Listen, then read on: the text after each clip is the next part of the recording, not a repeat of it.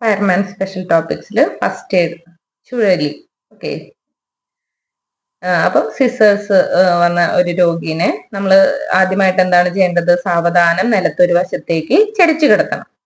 പിന്നെ ഇറുകിയ വസ്ത്രങ്ങളാണെന്നുണ്ടെങ്കിൽ അത് ലൂസാക്കി കൊടുക്കണം. പിന്നെ അവർക്ക് ശ്വാസതടസ്സം ഉണ്ടാകുന്നുണ്ടോ എന്നുള്ളത് പരിശോധിക്കണം. പിന്നെ എന്ത് ശ്രദ്ധിക്കേണ്ടതെന്നുണ്ടെങ്കിൽ ഒരു വസ്തു വായിലേക്ക് ബലമായിട്ട് കയറ്റാനോ അല്ലെങ്കിൽ അവരെ വായ ബലം പിടിച്ച് തുറപ്പിക്കാനൊന്നും പാടില്ല. അവര് വിഭ്രാന്തി കാണിക്കുന്നത് അവസാനിപ്പിക്കുന്നത് വരെ നമ്മൾ വെയിറ്റ് ചെയ്യണം. പിന്നെ അവര് നാവ് കടിച്ചു മുറിക്കാനായിട്ടുള്ള സാധ്യത തോന്നുകയാണെന്നുണ്ടെങ്കിൽ പല്ലിന്റെ ഇടയിൽ ശ്വാസതടസ്സം ഇല്ലാത്ത രീതിയിൽ അവർക്കൊരു തുണി വെച്ചു കൊടുക്കണം. ഇനി വിഭ്രാന്തി അവസാനിക്കാതെ ഒരിക്കലും ആ രോഗീനെ അവിടെ നിന്ന് മാറ്റാനായിട്ട് പാടില്ല.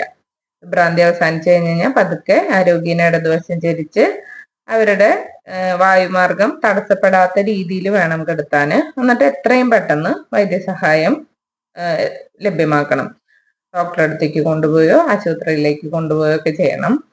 ഇനി നമ്മൾ തല ചരിച്ച് കിടത്തുമ്പോൾ ഈ നൊരയും പതയൊക്കെ തിരിച്ച് വായിലേക്കോ മൂക്കിലേക്കോ വരാത്ത പോലെ വേണം നമ്മൾ കിടത്താന്.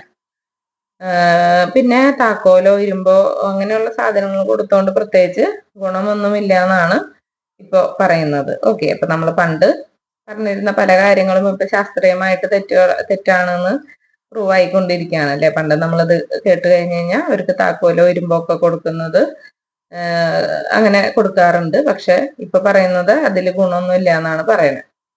ഓക്കെ, അപ്പോൾ ഫയർമാൻ്റെ സ്പെഷ്യൽ ടോപ്പിക്സ് നമ്മുടെ ചാനലിൽ കവർ ചെയ്യുന്നുണ്ട്. കാണാത്ത കൂട്ടുകാരുണ്ടെന്നുണ്ടെങ്കിൽ വീഡിയോസ് കാണാം. എല്ലാവർക്കും നല്ല റാങ്ക് കിട്ടി ഗവൺമെന്റ് ജോലിയിൽ എത്താൻ പറ്റട്ടെ എന്ന് ആശംസിക്കുന്നു. ഓക്കെ, അപ്പൊ ചാനലിൽ വീഡിയോസ് ഉണ്ട്, കണ്ട് സബ്സ്ക്രൈബ് ചെയ്ത് സപ്പോർട്ട് ചെയ്യണമെന്ന് അപേക്ഷിക്കുന്നു. Thank you so much.